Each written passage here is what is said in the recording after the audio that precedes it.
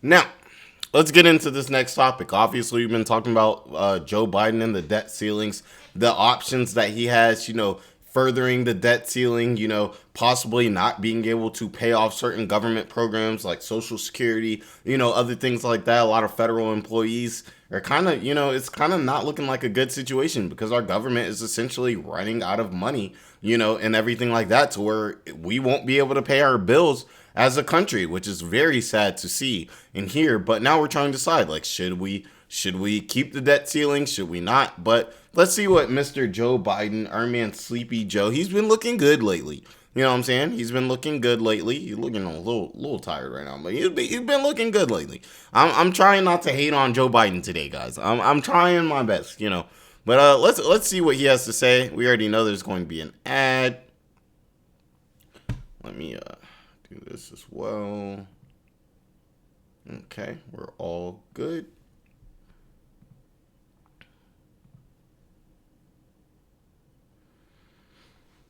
So let me know what you guys think too in the comments. What do you guys think about Joe Biden's presidency? Are you okay with it? Who would you prefer, Joe Biden or Trump? Whose presidency do you think was better? And you can talk about it. Joe Biden's obviously more social issues, Trump's more financial. But let me know. Let's see what's going on though. Andrews.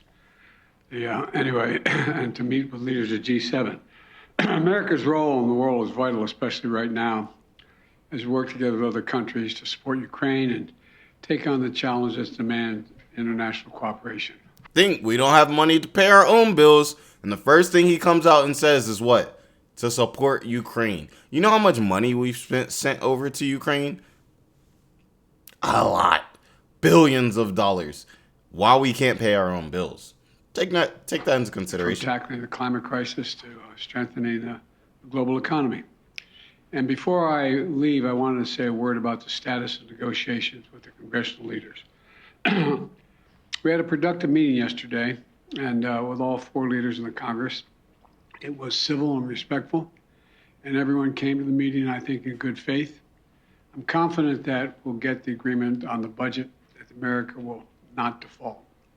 And every leader in the room understands the consequences if we fail to pay our bills. And it would be catastrophic for the American economy and the American people if we didn't pay our bills. And I'm confident everyone in the room agreed with the speaker, from the speaker to the majority leader, to the majority leader in the House and the Senate, the majority leader in the Senate, the minority leader in the Senate, as well as the Democratic leader in the House.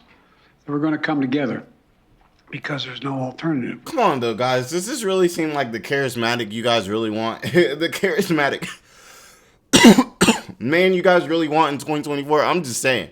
Obviously, it seems like when he says we'll pay our bills, that means that that's the route that he will go. Which means furthering, obviously furthering the debt ceiling, heightening the debt ceiling, so we can actually pay these bills.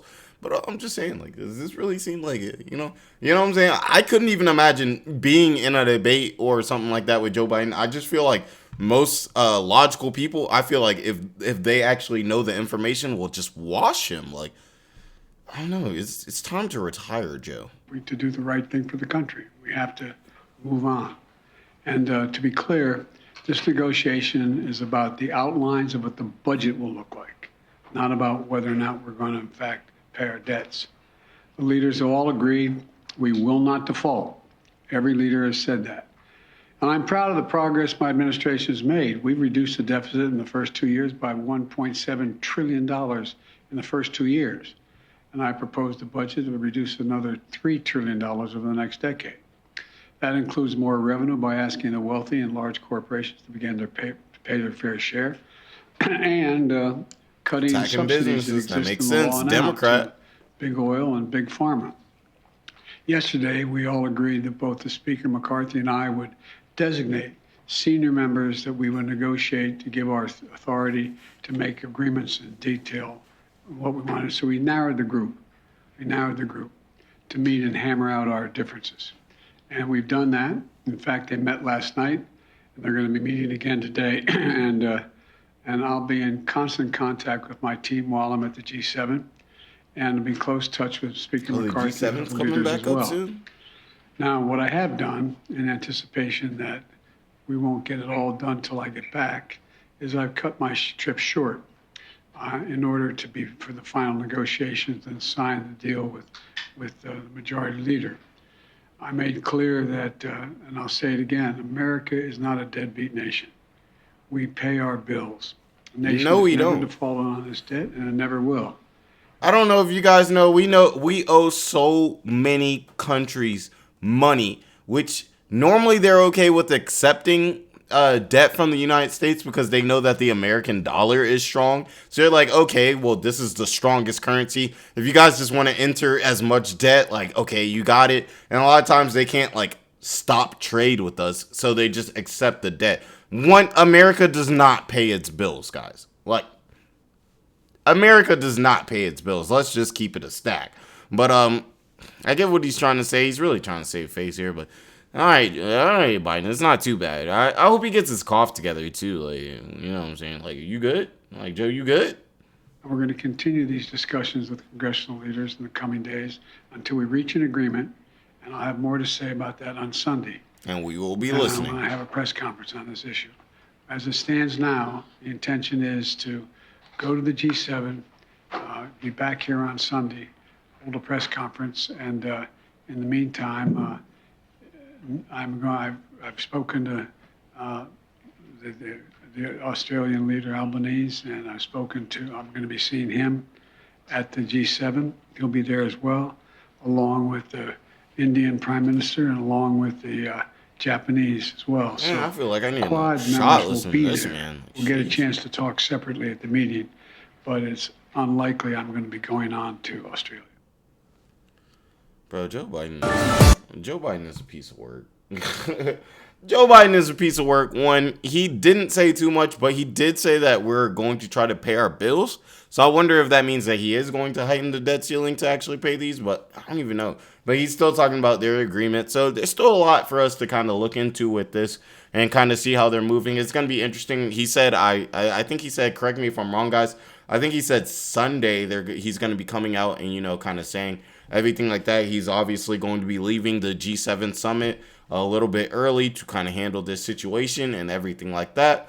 But he didn't really say much. Wouldn't say it was good showing. Joe Biden obviously isn't the most charismatic or great debater or speaker or anything like that. He's never been known for any of that. You know, he's always been known for falling asleep as far as I'm concerned and falling off of stairs and bikes and, you know, you know what I'm saying? Like any type of falling or sleep, like, you know, that's his forte. Now, if there was an award for being the best sleeper or something like that, like, bro, I would bet everything in my bank account and all my stock market accounts and my IRA, my Roth IRA, you know, on that. But unfortunately, those competitions do not exist. So let me know what you guys think about this and everything like that.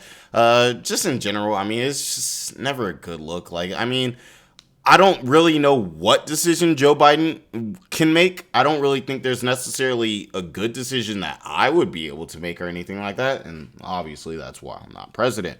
But if he actually is cutting money every year and he does have a deal that can ensure that the American people are being done right, and like he said, he has a 10-year deal, then I'm all for that. You know, I'm all for that and everything like that. So let me know what you guys think about that. Let me know what you guys think Joe Biden's going to do. And let me know what you think about Joe Biden, sleepy Biden in general. The Biden people, they done aired out. Like all the Republicans be over here now. Because I feel like they done see me go in too much on Biden and they like, nope, like, nah, I'm out of here. I'm not dealing with this man. I already know he about to go in on my president. He about to go in on my president. And yes, I am about to go in on your president. But yeah, just let me know what you guys think about that and everything like that. Homeboy's catching me on stream. Hold on, I'm gonna answer this real quick. You can say what's up to the stream real quick. Hey, what's up, bruh? Say what's up to the stream, bruh.